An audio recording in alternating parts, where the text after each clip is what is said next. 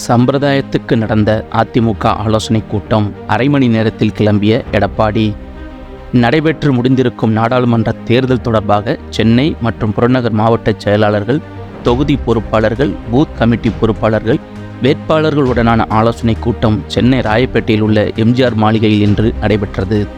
எடப்பாடி பழனிசாமி தலைமையில் காலை 11:30 மணிக்கு தொடங்கிய இந்த ஆலோசனைக் கூட்டம் 12 மணிக்கெல்லாம் நிறைவு பெற்றது. திருவள்ளுவர், வடசென்னை, மத்திய சென்னை, தென் சென்னை, காஞ்சிபுரம் ஆகிய 5 தொகுதிகளில் உள்ள நிறை குறைகளை வெறும் அரை மணி நேரத்தில் எடப்பாடி முடித்து கொண்டது கட்சியினரிடையே சலசலப்பை ஏற்படுத்தியது. இது தொடர்பாக ஆலோசனைக் கூட்டத்தில் பங்கேற்ற நிர்வாகிகளிடம் பேசினோம். தேர்தல் முடிந்த பின்னர் பூத் கமிட்டி நிர்வாகிகள் மூலமாக பெறப்பட்ட புள்ளி விவரங்கள் படி தொகுதியில் என்ன நிலவரம் என்பது குறித்து ஓரளவுக்கு அறிந்து கொள்ள முடியும்.